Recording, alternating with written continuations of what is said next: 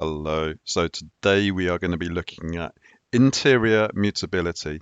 Now, this is something that I came across when I started learning Rust, and I couldn't really see the value in it or the use of it, not at that stage.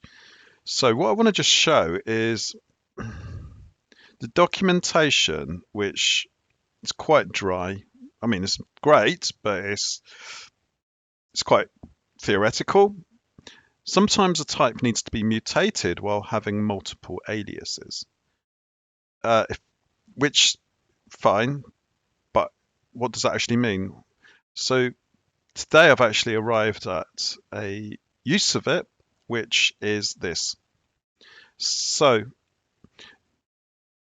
it's a didactic example, but what it's showing is an arc on a mutex on a vec, which is storing some history.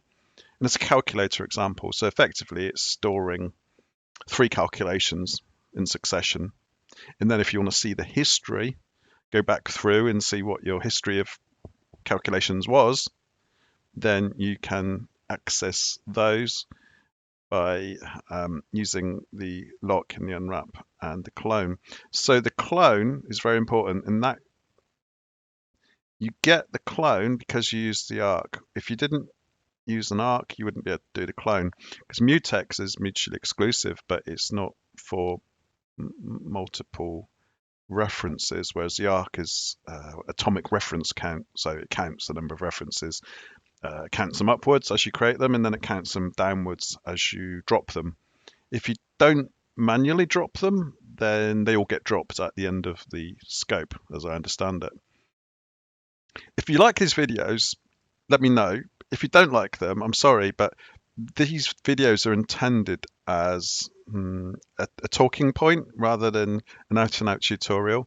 The days of out-and-out tutorials are pretty much over, because you can do most of the stuff that you would see in a tutorial with Claude or ChatGPT or whatever. So also, I don't know about you, but I'm tired of tutorials where they talk too quickly. It just feels like a drinking from a hosepipe, and it's a rush. So I just want to put that out there. If you don't like this style, well, watch the video quicker, watch it at 1.5 speed, whatever.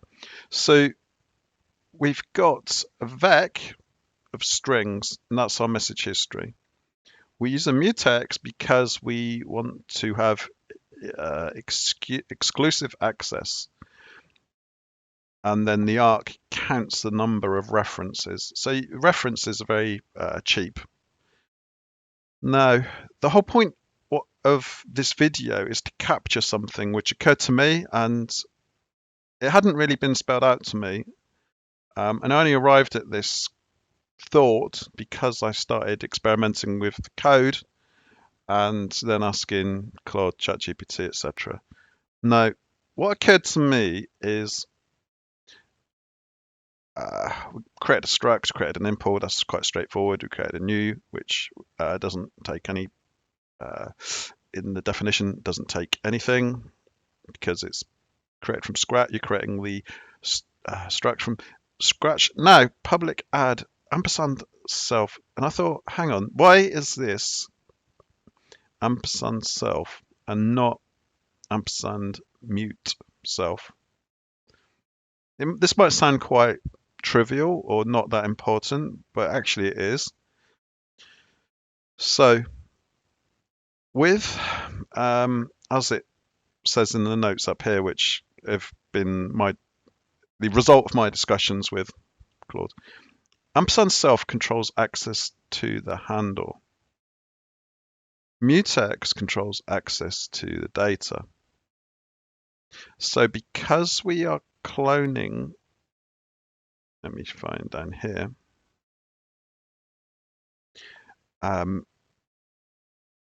Because we use clone down here, we're actually able to, and we ampersand self there.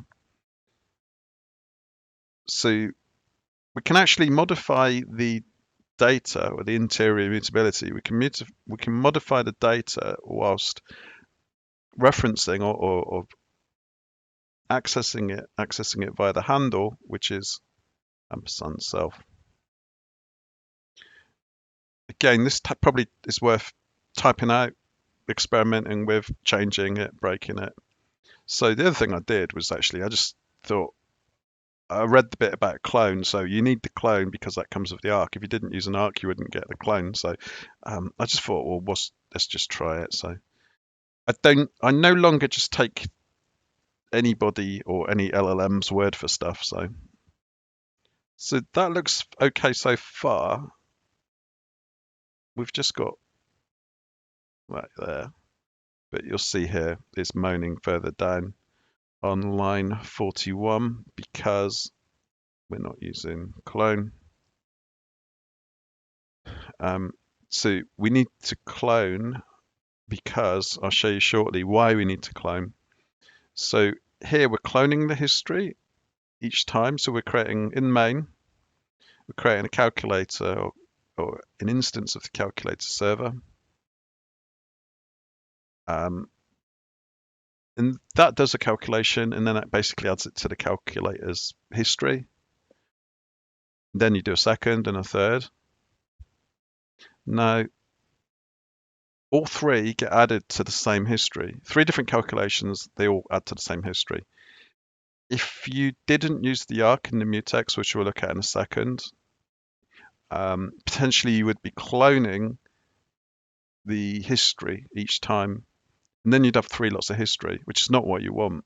I mean, if with a calculator, for instance, you know the memory input, memory recall, you want to access the same history across multiple calculations. And you want to do that with things like state, with for instance, an MCP server, for instance, which is where I arrived at this research or this investigation. So we change that back to clone, and then I'll just run it one time and I'll just show you the output. Control B. Right, there we go. So we've got the first lot of history. So each time we clone, we're cloning calc, and calc is the calculator server new, and then the calculator server new is an arc around a mutex, around a vec, and then just for fun, we do a drop there. I mean, the drop is done automatically anyway. When you exit the scope, which would be the end of fn main, but that just shows you how to clear it manually. We really don't need that at all. It makes no difference other than you just see that message disappears. It doesn't actually affect the success of the compilation. Excuse me. Right, that's the interior mutability. Remember, we're using ampersand self, not ampersand mute self. So we created a new calculator. We created a function which adds A and B. And then to update the history, we take the lock on the mutex, then we unwrap it, and then we push the result, which is just formatted A plus B, and then we return the result. Get history. So this is interesting as well. So even to get the history, you need to take the lock and then unwrap it and clone it. There is another way you could use, instead of clone, you could use to_vec. So again, that's slightly, I wouldn't say counterintuitive, but it's not immediately obvious if you're coming to this with fresh eyes, should we say. So let's go to the Rust playground. I just need to make this a bit bigger and close the output just so we can see the text bigger. So if this is how we would manually implement clone and copy the vec, and the vec is obviously the history. But if you do all that, I'll put the link to this playground in the video description. If you use Mutex without the arc, eventually down here you actually clone the server, and you clone the history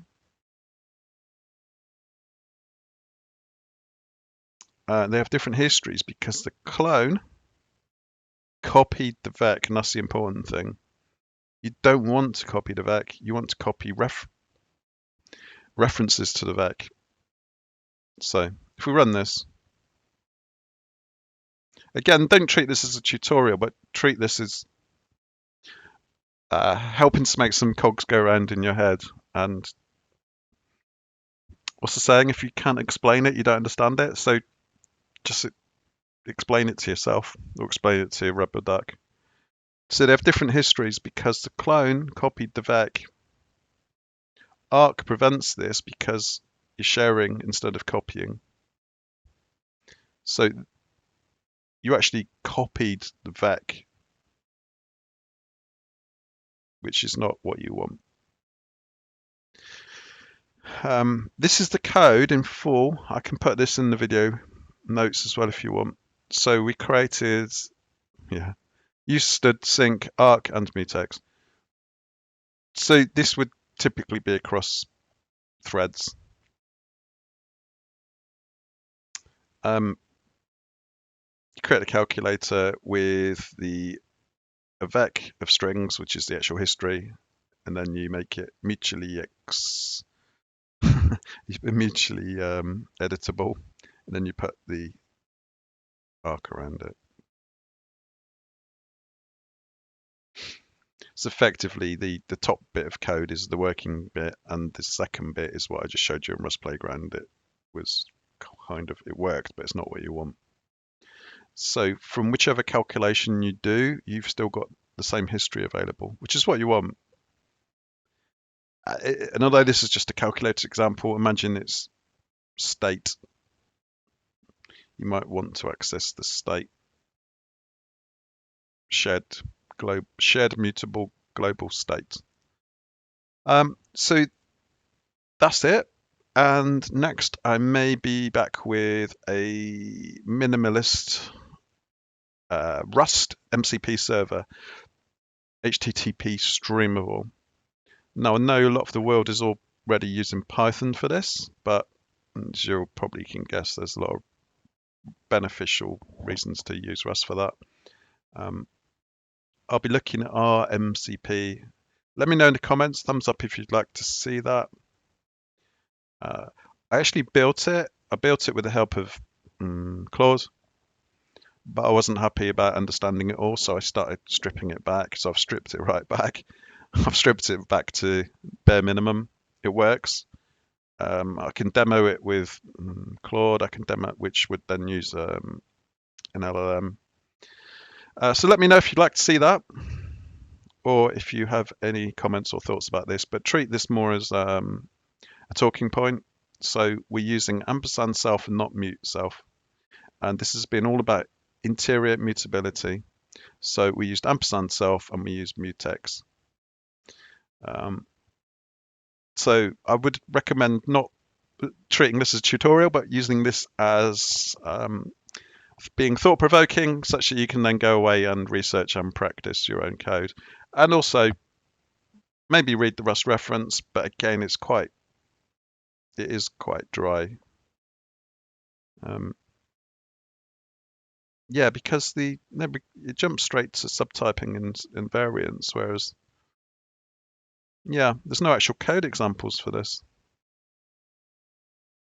So anyway, thanks for watching. Thumbs up.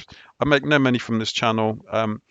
If you'd like to hire me, or if you'd like to sponsor me, or get me to work on some of your projects, then I'd be happy to discuss that. As I say, this YouTube channel makes me no money, but I just find it useful to help me document things as I stumble upon them. So thanks for watching, and I'll see you soon.